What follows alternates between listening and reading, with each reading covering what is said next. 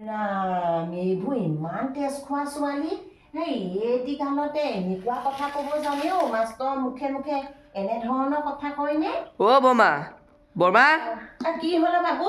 খিকে চাই কাক গালি পাৰি আছে? অ' বাবু কি? মই যে সদায় আবেলি সময়ত খোজকাঢ়িবলৈ ওলাই যাওঁ যে বাটতে জিতেন মাষ্টৰক লগ পালো খোজকাঢ়িবলৈ যাওঁতে। তাৰপিছত আৰু জিতেন মাষ্টৰে কি কৈছে শুনিছ? কি? এই আমাৰ গাঁৱৰ যে ঘনশ্যামৰ জীয়েকেও পৰীক্ষা দিছে নহয়। জিতেন মাষ্টৰ বোলে আজি অসমীয়া পৰীক্ষা ডিউটি আছিল।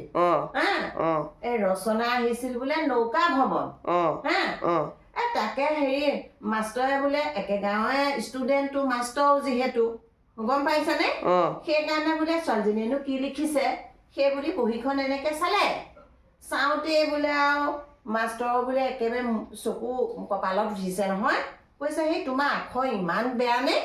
তাই কি কৈছে শুনিছে বাবু? কি কৈছে নাও দোলা দি আছে যে সেইকাৰণে আখৰ বেয়া হৈছে। হে ভগৱান গম পাইছ? এটি কালতে এনেকুৱা কথা ক'ব পৰা হলো। মাষ্টৰক তবক মানিলে। তাৰপিছত তাই পাৰিবনো ক'বা তই সেইটো কচোন। আমাৰ জোনালীয়েতো ঘৰে ঘৰে কাম কৰি চবৰে ঘৰৰ কথা জানেই। তাইহে মোক এদিন কৈছে অ' নবৌ একেবাৰে গোটেইজনী অহৰহ ৰিলে বনাই থাকে, ৰাস্তাই ঘাটে ৰিলে বনাই থাকে আৰু সংসাৰ লোৱাৰ লগত বাইকত আৰু পাই মানুহ চাই এনেকে মুঠতে ইটো পা নামিব এখন বাইকৰ পৰা আকৌ সিখন বাইকত উঠিব। এতিয়া তাইনো নৌকা ভ্ৰমণৰ বিষয়ে কি জানে? গতিকে তাই নাও দোলা দিবই আৰু আখৰ কাউৰী ঠেঙীয়া হবই। গম পাইছনে বাবু? তাই ফেচবুকৰ ষ্টৰীত কি লিখে তই জাননে নাই?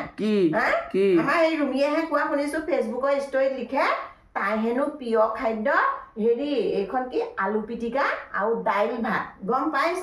তাৰমানে সেই ল'ৰাই ভাল পাবলৈ এই মাৰোৱাৰী ল'ৰা এটাৰ লগত তাই ধান্দা মাৰি আছে নহয়। সিহঁতেতো মাছ মাংস নেখায়।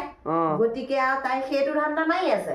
ইফালে বাপেকটো এটা বস্তু সেই কাষৰ ঘৰৰ পৰা ৰেণুহঁতৰ ঘৰৰ হাঁহবোৰ ডেইলি এটা এটাকে চুৰ কৰে কৰি লৈ পেলাই আনি সদায় মাংস ভাত খায়। গম পাইছ? সদায় মাংস ভাত।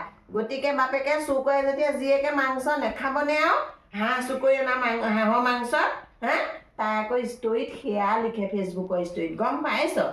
এইবোৰ ছোৱালীয়ে ভৱিষ্যত কি কৰিব জনা গৈছে আৰু এতিয়াই বোলে যি মূলা বাঢ়ে তাৰ দুপাততেই চিন।